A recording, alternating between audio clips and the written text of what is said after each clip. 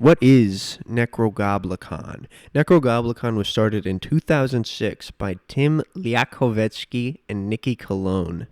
With that lineup, they released their first album, Goblin Island. This album is a tale of goblins waging war on humanity. And after that album release, they decided they need a band. They had some members between the release of Goblin Island and their next one, Stench, but the ones that stuck around were Alex Alareza on guitar, Eddie Traeger on drums, and Aaron Minch on keyboards. Alex Alareza and Aaron are still in the band, Eddie is not.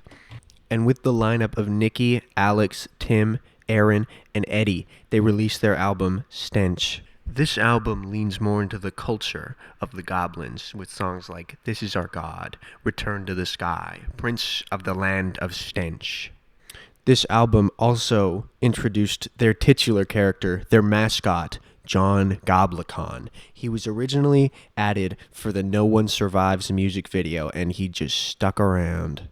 Anyways, they now have a bass player. Tim has left the band, and they're about to release their next EP, Power. I should also point out this is about the time the band completely blew up because of the Goblin. Anyways, moving on to the most lore-heavy album in their collection, their third studio album, Heavy Meta. This album is a tale of goblins, immortal goblins who just want to die.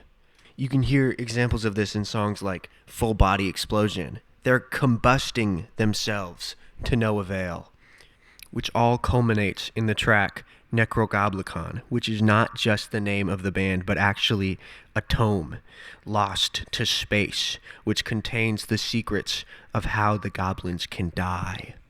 However, this book makes their eyes bleed whenever they read the wrong page. So after countless sacrifices, someone finally finds the page, the secret to their death.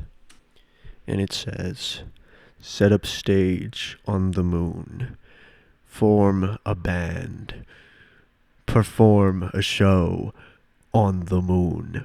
And that's what this song is. This is that performance. Anyways, the band is now working on their fourth album, Welcome to Bonkers. They sort of dropped the lore gimmick at this point. All we learn about it currently is that all of the bands are actually goblins in hyper-realistic skin suits, and John is a goblin in a human suit in a goblin suit.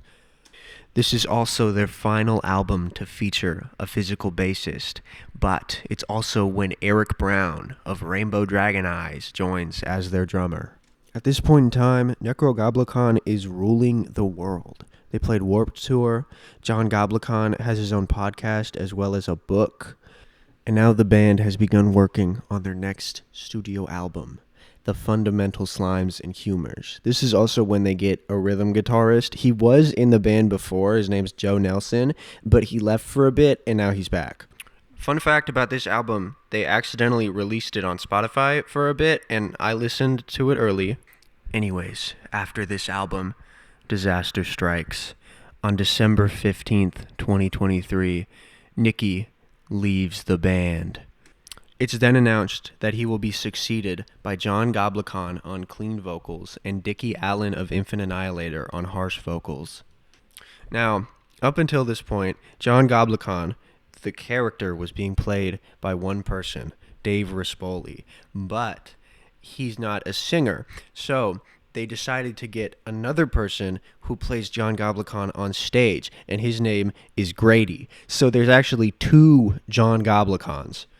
Grady is often referred to as John's vocal coach, but you can tell the difference. And aside from them, the lineup has remained pretty consistent. Alex Alareza and Aaron Minch have been the longest standing members in the band. Eric Brown is still there, and so is Joe. And since Dickie and John have taken the helm, they've released 3 singles. Right Now, theme song for John's podcast, as well as Show Me Your Goblin and Fiend, which were a double feature. And that is pretty much the history and the lore of NEKROGOBLIKON. Subscribe if you're interested. Like the video. NEKROGOBLIKON.